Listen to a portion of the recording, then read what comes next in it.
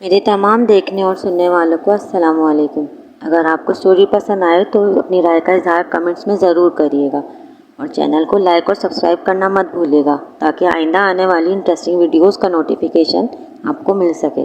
جزاک اللہ۔ وقار اپنی بیوی کو بہت پسند کرتا تھا اور اپنی شادی شدہ زندگی سے مطمئن بھی تھا، پر اس کے باوجود وہ خوش نظر نہیں آتا تھا، اور اس کی وجہ لوگوں کی باتیں تھیں جو اس سے ہر بار ایک ہی سوال کرتیں، ابھی تک اولاد نہیں ہوئی؟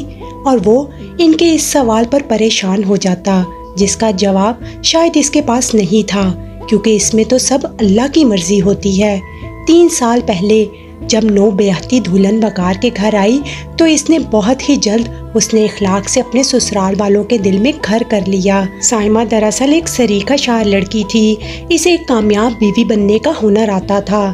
جب ہی وہ اپنے سامنے کھانا کھاتے ہوئے تھکے ہارے وقار کو یوں مسکرا کر دیکھتی کہ گویا اپنے ہاتھ سے نوالے بنا کر کھلا رہی ہو، وقار کا پیٹ روٹی سے اور نگاہ سائمہ کو دیکھتے رہنے سے بڑھتی چلی جاتی۔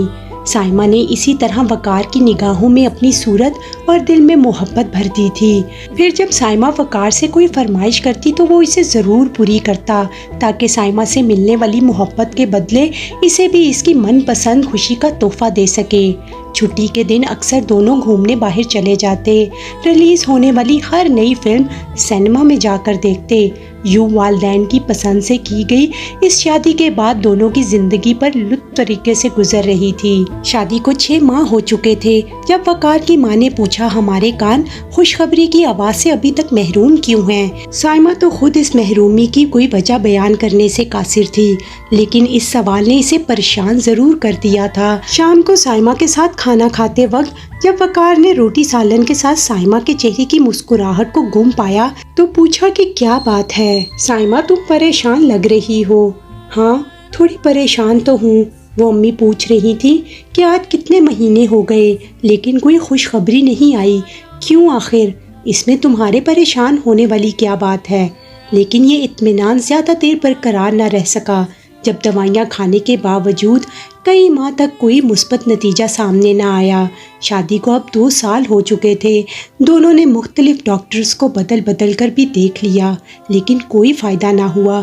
پھر ایک دن سائمہ کو یہ خیال گزرا کہ کہیں کوئی رکاوٹ تو نہیں جو ہماری خوشی کا راستہ روک کر کھڑی ہے۔ مجھے میری امی کے گھر کے ساتھ رہنے والی ایک سہیلی نے بتایا ہے ایک عامل نوری بابا کے بارے میں۔ وہ کہتی ہے کہ ان کے پاس فوراً جاؤ، وہ فوراً بتا دیں گے کہ کسی نے کوئی عمل تو نہیں کروایا۔ اس طرح وہ عمل کا توڑ بھی کر دیتے ہیں اور مراد بھی حاصل ہو جاتی ہے۔ ارے سائمہ، یہ کیا بیہودہ سی بات ہے؟ وقار نے حیرانگی سے پوچھا۔ کیا تم ان سب باتوں پہ یقین رکھتی ہو؟ ایمان سے دور ہوتے ہوئے لوگ ایسی باتیں کرتے ہیں اور ان کے پاس جائیں تو وہ بھی ایمان سے دور ہو جاتے ہیں، سمجھی؟ ارے اس میں بھلا ایمان کی بات کہاں سے آ گئی؟ کیا ہم ڈاکٹرز کے پاس پہلے ان کا عقیدہ پوچھ کر جاتے ہیں؟ نہیں نا، تو اسی طرح ہم روحانی علاج بھی تو کروانے جا رہے ہیں ان کے پاس۔ ان عامل بابا کا کیا ایمان ہے؟ وہ جانے، ہمارا ایمان تو خدا پر قائم ہے اور قائم رہے گا۔ ہم دعائیں تو اسی سے مانگ رہے ہیں نا۔ یہی تو میں بھی کہہ رہا ہوں کہ جب خدا پر ایمان ہے تو پھر ان عاملوں کے پاس بندہ کیوں جائے، کیوں پوچھ گیچھ کرے؟ لوگ تو کچھ بھی کہہ دیتے ہیں لیکن ہمیں تو صرف خدا پر یقین رکھنا چاہیے، اسی سے دعا کرنی چاہیے، اور بس خدا کو بھلا کیا اسباب کی ضرورت ہے کچھ دینے کے لیے؟ مجھے نہیں جانا کسی عامل کے پاس، وقار نے سخت لہجے میں جواب دیتے ہوئے کہا۔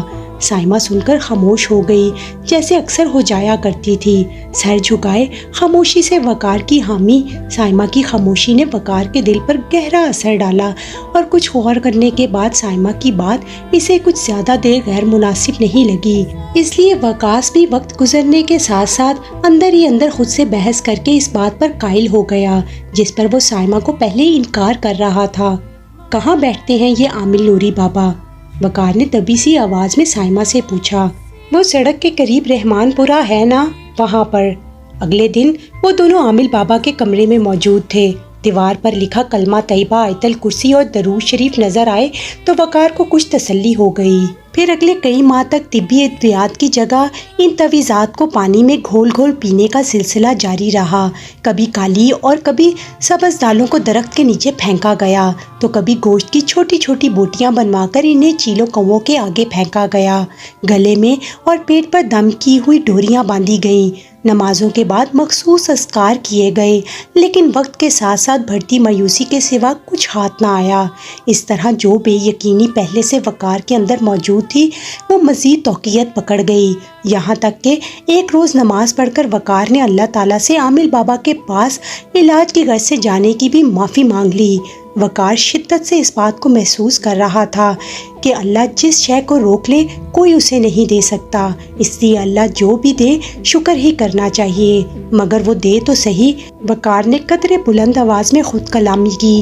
3 سال بیت گئے، دونوں کو لگنے لگا تھا کہ جیسے شادی کے ان 3 سالوں میں وہ مایوسی کی صدیاں گزار چکے ہیں۔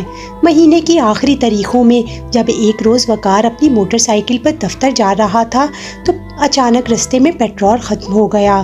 وہ پیدل موٹر سائیکل کو دھکیلتے ہوئے قریبی پمپ تک پہنچا اور جیب میں ہاتھ ڈالا تو صرف 200 روپے نکلے۔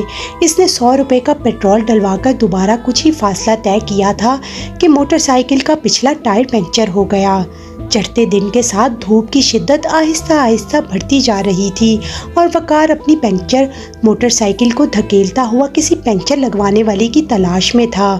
پھر کوئی لگاتار 20 منٹ تک خوار ہونے کے بعد وہ جو ہی ایک پنکچر والے کے پاس پہنچا تو ایک برقع پوش بی بی گود میں ایک ننھے بچے کو اٹھائے ہوئے قریب آئی اور کہنے لگی، بھوکی ہوں صاحب جی، اور بچے نے بھی کچھ نہیں کھایا، کچھ کھانے کے لیے دو صاحب جی۔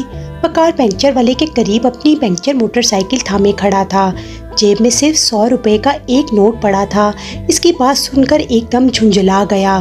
پھر اس کے دل میں نہ جانے کیا خیال آیا کہ اس نے وہ 100 روپے کا نوٹ نکال کر اس کے ہاتھ میں پکڑا دیا اور خود پیدل ہی موٹر سائیکل دھکیلتا ہوا دفتر کی جانب بڑھنے لگا اور وہ دعائیں دیتی ہوئی چلی گئی۔ اللہ تمہاری دلی مراد پوری کرے گا۔ اولاد کو لے کر دونوں تقریباً مایوس ہو چکے تھے۔ دعاؤں پر بھی ان کا یقین اب کمزور پڑتا جا رہا تھا۔ ٹھیک 1 ماہ بعد سائمہ امید سے ہو گئی۔ آنگن میں اتری خوشی دیکھ کر دونوں پھولے نہیں سما رہے تھے۔ 1 ماہ بعد لیڈی ڈاکٹر نے انہیں بچے کی جنس کے متعلق بھی بتا دیا کہ خدا نے انہیں بیٹا عطا کرنا ہے۔ وقار نے پہلے ہی اپنے بچے کے لیے کپڑوں وغیرہ کی شاپنگ بھی کرنا شروع کر دی۔ پھر ایک دن جس کے انتظار میں انہوں نے محرومیوں کی صدیاں گزاری تھیں وہ ان کی گود میں آ گیا۔ اس خبر سے خوش دونوں کی خوشی اس وقت حیرت میں بدل گئی جب انہیں لوگوں کی ایسی باتیں سننے کو ملی کہ اتنی بھی کیا جلدی تھی بھائی، ابھی پہلا بچہ 2 سال کا نہیں ہوا اور نئے کی آن پڑی۔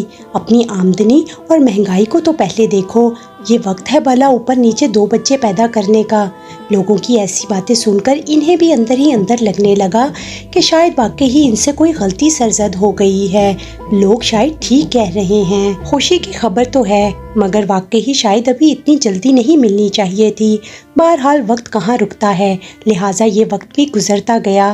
اسی طرح اگلے 9 ماہ گزر گئے اور وقت آ پہنچا جب وقار کے ہاتھوں میں نرس نے دوسرا نامولود بیٹا پکڑایا اور اپنی مٹھائی کے پیسے لیے۔ گھر میں اب 2 بچوں کی آوازیں گونجنے لگیں۔ وقار نے اب اپنی نوکری کے ساتھ پارٹ ٹائم ایک کام اور بھی شروع کر دیا تاکہ گھر کے اخراجات پورے کر سکے اور اس میں کوئی دقت نہ ہو۔ اسی طرح مزید 1 سال گزر گیا۔ قدرت کی کرنی یہ تھی کہ ایک اور خوشخبری ملی۔ اس بار یہ خبر سن کر دونوں کے لیے فیصلہ کرنا مشکل ہو رہا تھا کہ خوش ہوا جائے یا پریشان۔ اگلے روز ہی وقار سائمہ کو اپنی موٹر سائیکل پر بٹھائے لیڈی ڈاکٹر کے پاس اس کے پرائیویٹ کلینک میں لے جا رہا تھا۔ پیچھے بیٹھی سائمہ ان راستوں کو غور سے دیکھ رہی تھی جن سے گزر کے وہ اولاد مانگنے کے لیے در بدر کبھی ڈاکٹروں تو کبھی عاملوں کے پاس جایا کرتی تھی۔ لیڈی ڈاکٹر سے میٹنگ کے بعد سائمہ کو نرس کمرے میں لے گئی اور وقار کو باہر بیٹھنے کا کہہ دیا۔ کچھ دیر بعد ڈیوٹی پر پہنچنے والی دوسری نرس نے کاؤنٹر پر رجسٹر کے پاس اسکارف پہنتی کھڑی پہلی نرس سے اندر گئی مریضہ کے بارے میں جب پوچھا تو کاؤنٹر پر اسکارف اوڑھے کھڑی نرس نے یہ دیکھے بغیر کہ مریض کا شوہر وقار کچھ ہی فاصلے پر کھڑا ڈسپینسر سے اپنے لیے ٹھنڈا پانی کا گلاس بھر رہا ہے۔ نرس نے کہا، ایک طرف ایسے لوگ ہیں جو کتنا کتنا عرصہ اولاد کے لیے ترستے ہیں، علاج کرواتے ہیں، دعائیں کرواتے ہیں، اور ایک وہ لوگ ہیں جنہیں اللہ خود اولاد عطا کر دیتا ہے۔ غیر ارادی طور پر ملنے والی یہ شے تو قدرت کا تحفہ ہوتی ہے، اس تحفے کو کیا کہیں گے؟ قدرت کی غلطی؟ نعوذ باللہ۔ وقار کو یہ بات سن کر ایک دم وہ وقت یاد آ گیا جب وہ بھی اولاد کے حصول کے لیے کیسے پریشان ہوا کرتا تھا۔ پیروں فقیروں کے چکر کاٹے تھے اس نے، اسی ڈاکٹر کے پاس اولاد کے لیے کتنی بار آیا تھا۔ یہ سوچ کر اس کو احساس ہو گیا کہ وہ کتنا بڑا گناہ کرنے جا رہا تھا۔ اس نے سچے دل سے توبہ کی کہ اس مہربان ذات نے اسے گناہ کبیرہ سے بچا لیا۔